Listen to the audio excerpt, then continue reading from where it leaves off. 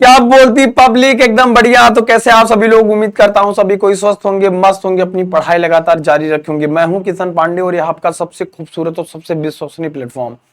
I hope आप सभी लोग बहुत अच्छे होंगे, लगातार क्लासेस को रिवाइज भी कर रहे होंगे। एग्जाम का टाइम बेहद नजदीक है, तो ऐसे में आपके लिए ऐसे सेशंस जो आपके लिए बहुत ही ज्यादा महत्वपूर्ण हो सकते हैं, आइए हम लोग उस पर फोकस करते हैं।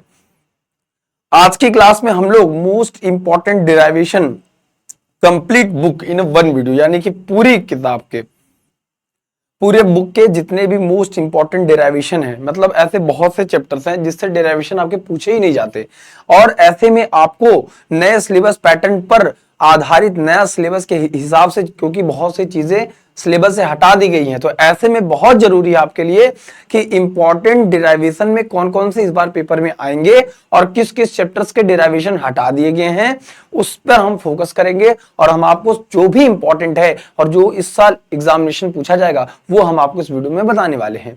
अगर जैसे मैं बात करूं नॉर्मल, अगर मैं कहूं जैसे यंग डबल स्लिट एक्सपेरिमेंट का इंटरफ्रेंस का प्रूविंग जो है वो नहीं आ रहा है, उसको सिलेबस हटा दिया। जो ओनली अगर हम बात करें तो थियरी के पार्ट से थोड़ा बहुत उसमें पूछा जाएगा बस। तो ऐसे ही बहुत सारे टॉपिक हैं जिसके डेरिवेशन हटा दिए गए हैं, बहुत सारे चैप्टर से डेरिवेशन पूछे ही नहीं जाते हैं। तो कौन सा चीजें इंपॉर्टेंट है, तो वीडियो के अंत तक बने रहेंगे मेरे भाई। अगर आप नए हैं तो चैनल को सब्सक्राइब कर लीजिए, जुड़ जाइए, क्योंकि अगर आप 2024 बोर्ड एग्जाम में एक अच्छा स्कोर करना चाहते हैं तो ये वीडियो आपके लिए बहुत ही महत्वपूर्ण हो सकता है। ठीक है, तो आखिरी तक बने रहेंगे। Very important class for the board exam 2024। अगर हम सबसे पहले बात करें तो हमने ऐसे क्वेश्चन को कंपाइल किया है, ऐसे ऐसे क्वेश्चन को लेने की कोशिश करी है जो आपके एग्जामिनेशन में बार बार पूछे जाने वाले हैं, या फिर हो सकता है कि इस बार आ जाए।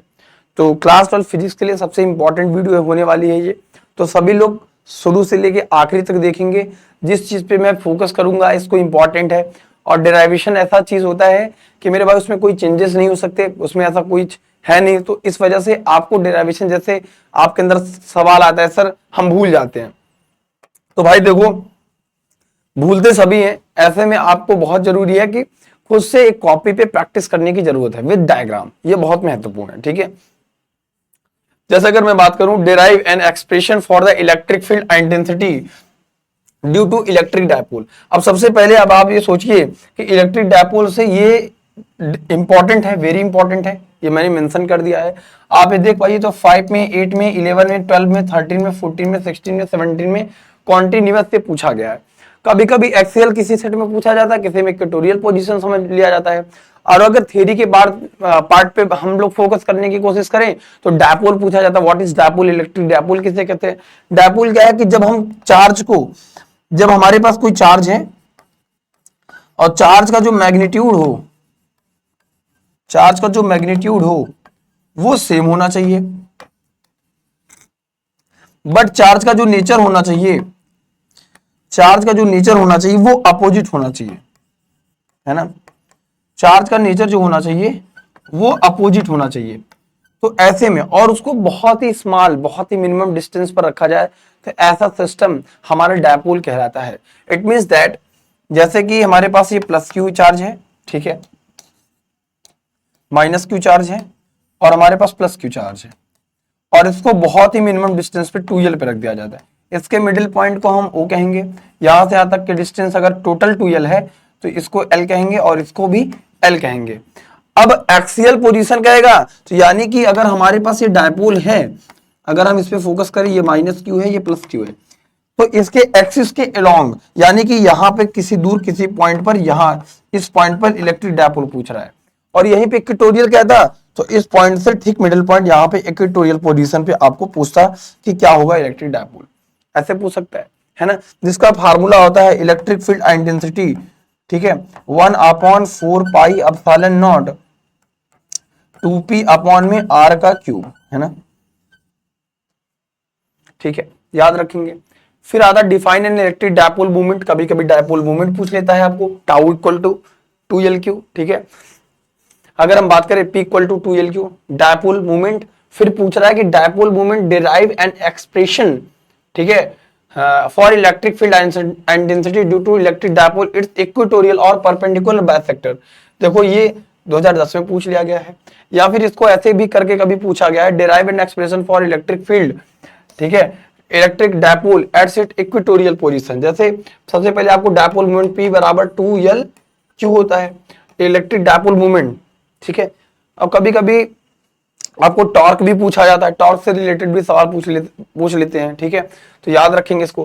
कह रहा है कि establish N expression for the electric field and density at any point bisector an electric field of dipole. यानी कि अब एनी पॉइंट पे पूछ रहा है तो आप एक्सियल या इक्वेटोरियल दोनों में से कभी कभी ऐसा पूछा जाता है कि आपकी इच्छा के अनुसार है कि आप कौन सा प्रूविंग करना चाहते हो, है ना। तो सिंपल है, ये इंपॉर्टेंट है, इसको नोट कर लीजिएगा। फिर अगर मैं बात करूं कि गॉस थ्योरम यानी कि सेकंड चैप्टर से अगर मैं बात करूं तो एप्लीकेशन ऑफ गॉस थ्योरम का डेरिवेशन बहुत इंपॉर्टेंट है, ठीक है। तो मैं ये नहीं कहूंगा कि हर सवाल को आपको दिखाते चलूं और आपको ये कहता चलूं कि नहीं नहीं ये बेटा बहुत इंपॉर्टेंट, ये बेटा बहुत इंपॉर्टेंट है। मैं वही चीज आपको बता रहा हूं, इस बार बहुत से ऐसे डेरिवेशन है जो आपके सिलेबस से बाहर कर दिए गए, तो वो चीज आपको बेहद समझने की जरूरत है कि क्या एग्जामिनेशन इस बार आ रहा है, क्या नहीं आ रहा है, इस बात को समझिए, समझ गए। और हमारे जो कंप्यूटर महोदय जी हैं वो डिप्राइवेशन लिख दिए हैं, उनकी मत ये क्या कहें, ठीक है। तो इसको थोड़ा सा आप लोग मैनेज कर लीजिएगा, जो डिप्राइवेशन लिख दिए हैं, है ना, डेरिवेशन होगा, है ना, इस पे बहुत फोकस नहीं करिएगा। फिर अगर मैं बात करूं तो इसको हर स्लाइड में कंप्यूटर महोदय जी ने इसको ऐसे गुण के रखा है, खैर कोई बात नहीं, हम लोग फोकस करते हैं। फिर अगर मैं बात करूं आपसे, state the Gauss theorem of electrostatics with the help of this theorem deduce the expression of electric field and density near at infinite long straight wire, ठीक है, एप्लीकेशन ऑफ गॉस थ्योरम का है।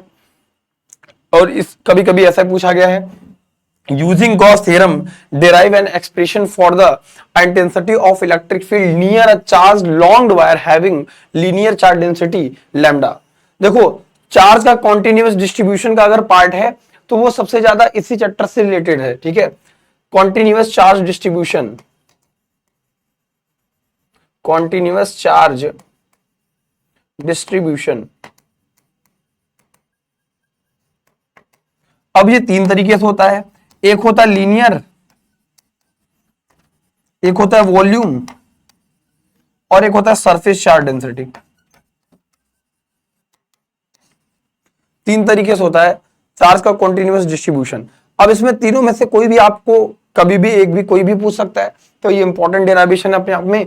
तो ये देखो 2006, 7, 8, 11, 12, 13, 20 और 15 में पूछा गया है। फिर मैं बात करूं कि what is the linear charge density, देखो लीनियर चार्ज डेंसिटी पूछ गया, यानी कि अगर चार्ज का डिस्ट्रीब्यूशन किसी भी स्ट्रेट लाइन वायर में हो और चार्ज का डिस्ट्रीब्यूशन ऐसे कॉन्टिन्यूअस हो, हर जगह चार्ज का डिस्ट्रीब्यूशन हो और ये यल लेंथ का वायर है हमारा, तो लैम्डा इक्वल टू क्या आता है, क्यू बाई एल। यानी कि अगर हम इसकी डेफिनेशन पे बात करें तो यल को अगर आप कैलकुलेट कर लें यूनिट लेंथ पर चार्ज का जितना डिस्ट्रीब्यूशन होगा वो उसका क्या कहलाएगा, लीनियर चार्ज डेंसिटी कहलाएगा। किसी भी यल लेंथ के वायर में, किसी भी यल लेंथ के कंडक्टर में अगर हम चार्ज का कॉन्टिन्यूअस डिस्ट्रीब्यूशन करते हैं तो यूनिट लेंथ के वायर पे जितना चार्ज का कॉन्टिन्यूअस डिस्ट्रीब्यूशन होगा वो उसका लीनियर चार्ज डेंसिटी कहलाएगा। अगर हम इसके यूनिट फैक्टर की बात करें, यानी कि यूनिट इसकी क्या होगी, तो चार्ज की यूनिट क्या हो जाएगी, कूलम प्रति मीटर, आराम से, है ना। तो इसको भी आराम से नोट कर लेंगे, चलते हैं अपन लोग आगे, ठीक है। अब देखो ये इस बार जो यूपी बोर्ड का मॉडल पेपर है उसमें भी इसका जिक्र है, तो मॉडल पेपर में अगर है तो हो सकता है कि एग्जामिनेशन में भी फंस जाए, है ना। Prove that the electrostatic potential, अगर हम बात करें इलेक्ट्रोस्टैटिक पोटेंशियल एंड कैपेसिटेंस वाले चैप्टर से, उसमें भी डेरिवेशन की क्या पार्ट इंपॉर्टेंट है, equatorial line of electric dipole is always be zero, ठीक है। जैसे हम इलेक्ट्रिक फील्ड में प्रूविंग करते हैं ऐसे ही इलेक्ट्रोस्टैटिक पोटेंशियल में भी प्रूविंग आती है एक्सियल और इक्वेटोरियल की पोजीशन पे। Explain the meaning of the electric capacity of a metallic conductor. वैसे मेनली मैं बता दूं आपको, इसमें दो तीन चीजें इंपॉर्टेंट है, एक पैरेलल प्लेट कैपेसिटर थियरी की पार्ट से, प्रूविंग के पार्ट से, पैरेलल प्लेट कैपेसिटर और स्फेरिकल कैपेसिटर।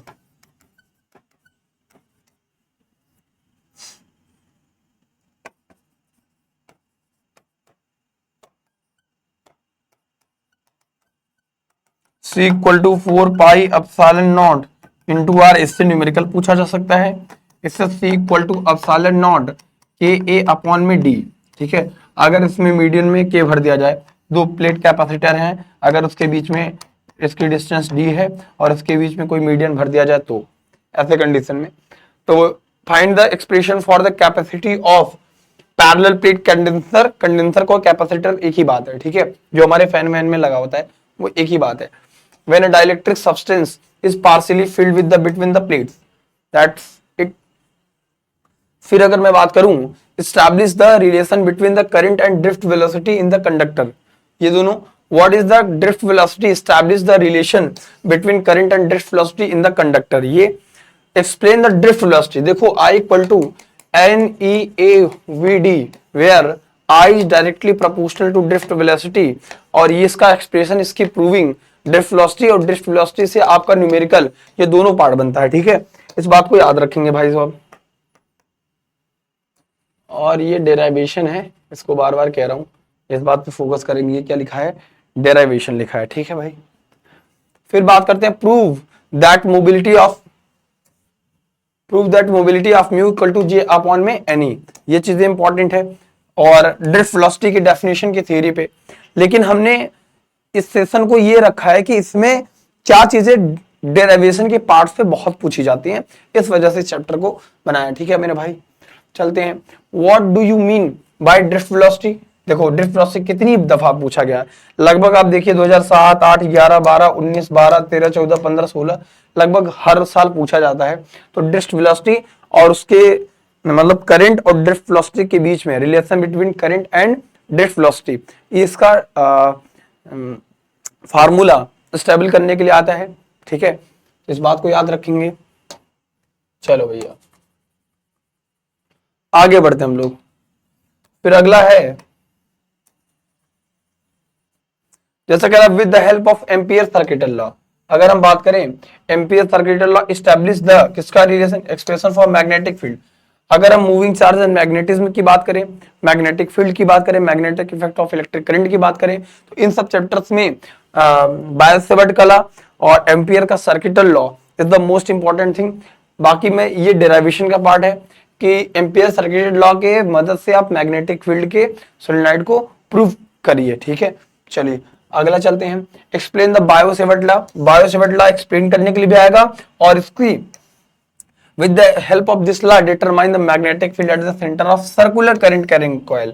ठीक है, तो देखो लगातार ये पूछा जाएगा, इसको वेरी इंपॉर्टेंट में देखो हमने ये मेंशन किया हुआ है, तो इसको याद रखेंगे। कभी कभी ये सवाल ऐसे पूछा जाता है, कभी कभी deduce the expression for the magnetic field at the centre of the current carrying circular coil, कभी ऐसे पूछ लिया जाता है। ठीक है, फिर कह रहा है कि derive an expression for the intensity of magnetic field at the centre of current carrying circular coil and its center also enunciate the law using it। लगभग ये प्रीवियस ईयर में आया था, प्रीवियस ईयर के सेट नंबर 7 में आया था।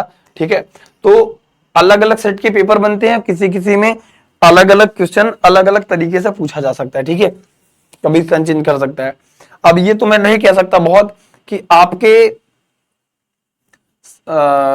किस्मत में कौन से सेट आएगी, लेकिन हम लोग की ये जिम्मेदारी है कि पढ़ना चाहिए, है ना, जो इंपॉर्टेंट है। कम से कम अगर समय कम है तो ऐसी चीजों पे हम ज्यादा फोकस करें, ऐसी चीजों पे हम ज्यादा मेहनत करें जो चीजें बहुत ही इंपॉर्टेंट है, जो चीजें आने की पॉसिबिलिटी ज्यादा है।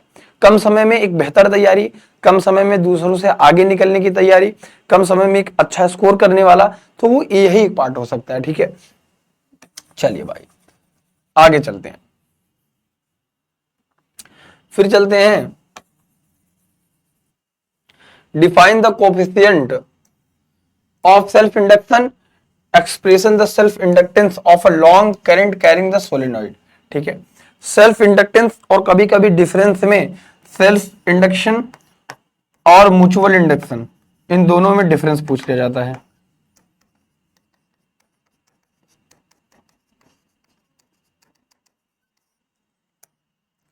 क्योंकि डिफरेंस वाले भी सवाल आपसे पूछे जाते हैं, उसमें कोई दो राय नहीं है। ठीक है, इस बात को याद रखेंगे, तो ये इंपॉर्टेंट है। फिर आगे चलते हैं, कह रहा है ऑब्टेन द, देखो क्या ऑब्टेन करना है भाई, formula of coefficient of self inductance induction of a current carrying solenoid, what is the Faraday's law.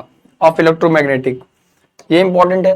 फिर कह रहा है कि state and derived mirror formula for spherical mirror state the sign convention word. अब आप सोचो, एक तो लेंस मेकर फार्मूला हो गया भाई साहब, है ना। अगर ray optics and optical instrument के हम डेरिवेशन के पार्ट पे देखें, सिर्फ डेरिवेशन के पार्ट से, तो एक ये स्फेरिकल मिरर वाला हिस्सा हो गया और एक हमारा लेंस मेकर फार्मूला। ये दो आदमी जो इंपॉर्टेंट है, ये भले अभी आपको नहीं दिख रहा है कि किसी सन में पूछा गया, लेकिन बहुत इंपॉर्टेंट है, इस बात को याद रखेंगे। देखो, ऑब्टेन द फार्मूला ऑफ, कभी कभी ये देखो ऐसे, ये तो मोस्ट इंपॉर्टेंट है ना। For reflection of light incident, अब कभी कॉन्केव के लिए पूछ सकते हैं, कभी कॉन्वेक्स के लिए। आप दोनों में किसी माध्यम से चलेंगे, आपको वैल्यू सेम मिलेगी। ऐसा नहीं है कि इसका ये फॉर्मूला डिफरेंट डिफरेंट आएगा, बस इस बात को ध्यान रखिए, ठीक है। Medium in relation to air, relation to air होगा तो, अगर एयर नहीं होगा तो आपको क्या काम करना है, n2 अपॉन में v माइनस n1 अपॉन में u equal to n2 minus n1 upon में r। फार्मूला ऐसे भी आएगा, ये स्टैंडर्ड आता है। लेकिन जब हम एक मीडियम को एयर से ग्लास में जा रहे हैं, n1 को 1 मानते हैं, n2 को n, तो ये वाला फार्मूला डिराइव हो जाता है, ठीक है। डिराइव द फार्मूला ऑफ, ये देखो, for the reflection of light concave spherical surface here symbol have their usual meaning, use the refractive index. इस बात पे फोकस करेंगे हम लोग। फिर आगे चलते हैं, मिनिमम डेविएशन। अगर हम प्रिज्म की बात करें तो angle of prism is very small, minimum देखो वेरी इंपॉर्टेंट है, इसको याद रखिएगा। इसका डेरिवेशन बहुत ही छोटा है, लेकिन आराम से इसको कर सकते हैं। कह रहा कि minimum deviation 1n2 equal to sine A plus del M by two upon sine A by two. इस फार्मूले पे बेस्ड आपका न्यूमेरिकल भी एग्जामिनेशन में आ सकता है, ठीक है। क्योंकि जो डेरिवेशन हम कर रहे हैं तो किसी फार्मूले का कर रहे हैं, और जो क्वेश्चन हमें पूछा जाएगा वो किसी फार्मूले पे बेस्ड पूछा जाएगा, इसलिए इस बात पर भी हमें फोकस करने की बहुत ज्यादा जरूरत है, ठीक है, याद रखेंगे। और एक बात और, एक चीज एक्स्ट्रा हो रही है कि अगर कोई फार्मूला प्रूविंग कर रहे हैं तो उस फार्मूले में जो सिंबल यूज हो रहे हैं, उस सिंबल का क्या मतलब है वो आपको मीनिंग भी वर्ड से लिखना पड़ेगा, क्योंकि ये बार बार वेयर, जैसे म्यू इक्वल टू क्या है, रिफ्रैक्टिव इंडेक्स कहाँ है, आर क्या है, वो सब आपको डिफाइन करना पड़ेगा, ठीक है। और फिर मैं बताऊं तो explain Huygens theory of wave propagation using the concept of wave front, explain reflection of light at the plane surface. Huygens का प्रिंसिपल अगर आप देखें वेव ऑप्टिक्स के पार्ट से, तो यही एक भाई साहब बचे हैं जिनकी थोड़ी इज्जत बची है, बाकी सिलेबस को ऐसे उचाड़ के फेंक दिया गया है, ठीक है। Prove that the law of reflection on the basis of wave front का कंसेप्ट आपको हाइगेन्स के प्रिंसिपल को प्रूफ करना है, ठीक है। इस बात को याद रखेंगे, इंपॉर्टेंट है। और ये जो, चलिए भैया आगे चलते हैं। फिर आगे क्या है देखते हैं, explain the refraction of light on account of Huygens secondary wavelets principle of deduce the Snell law from it. उससे आपको क्या निकालना है, स्नेल लॉ की प्रूफ करना है, sine I upon sine R equal to 1n2। Explain the, वही formula है, वही चीजें सवाल है, बस थोड़ा सा तरीका इसमें बदल दिया है। तरीका इन द सेंस फार्मूले का पैटर्न, थोड़ा फॉर्मेट अलग कर दिया है, क्वेश्चन का फॉर्मेट, बस यही तीसरी बात है, ठीक है। Explain the law of refraction of light wave and account of Huygens secondary wavelet principle. फिर अगर मैं बात करूं एस्टैब्लिश द आइंस्टीन, अगर मैं बात करूं मॉडर्न फिजिक्स से, तो लगातार ये सवाल, ठीक है, लगातार देखो, half m v square equal to h nu minus nu zero, Einstein photo electric effect. The most important thing कि ये हर सेट में पूछा जाता है, वो भी लॉन्ग आंसर में ही पूछा जाएगा, इस बात को याद रखेंगे, ठीक है। ये पूछा जाएगा तो आपका लॉन्ग आंसर में ही पूछा जाएगा, ठीक है। तो इसके अलावा अगर हम आपसे बात करें, इसके अलावा मेरे भाई बाकी के जो सेमी कंडक्टर्स वाले चैप्टर्स हैं, आपके सेमी कंडक्टर्स वाले चैप्टर्स हैं, तो उस पे अगर मैं आपसे बात करूं तो सेमी कंडक्टर वगैरह में जो प्रूविंग होती है, उसमें प्रूविंग वगैरह नहीं है, उसमें थ्योरी के पार्ट है, रटने की पार्ट है। मैग्नेटिज्म एंड मैटर हो गया, अगर हमारा, अगर मैं आपसे बात करूं मैग्नेटिज्म एंड मैटर, अब इस चैप्टर को अगर आप ध्यान से देखिए तो मैग्नेटिज्म एंड मैटर पे आपकी प्रूविंग की कोई फार्मूले नहीं है, तो पढ़े वही जो आपके एग्जामिनेशन में आए, जो इंपॉर्टेंट है, ठीक है। और हमने इस पूरे, मतलब अगर मैं आपसे बात करूं तो all formula in one video भी हमने आपको दे दिया, और मोस्ट इंपॉर्टेंट डेरिवेशन वो भी वीडियो पड़ी है, मोस्ट इंपॉर्टेंट क्वेश्चंस की भी सीरीज पड़ी है। अब जैसे न्यूमेरिकल्स में क्या क्या चीजें इंपॉर्टेंट है, न्यूमेरिकल को कैसे सॉल्व करें, आपका मेजर इशू है, सबसे ज्यादा कमेंट है, तो उस पर भी अब हम एक एक टॉपिक वाइज उस चीज को खत्म करने की कोशिश करेंगे, है ना। तो सभी लोग अपना प्यार और सपोर्ट जरूर दिखाएं। इस वीडियो को हर एक दूसरे बच्चे तक शेयर करें जो 2024 बोर्ड एग्जाम देने वाले हैं मेरे भाई, और वीडियो को लाइक किया करिए और कमेंट करिए कि आपको किस टॉपिक पे और वीडियो चाहिए और ये वीडियो आपको कैसी लगी ये भी बताया करिए, है ना।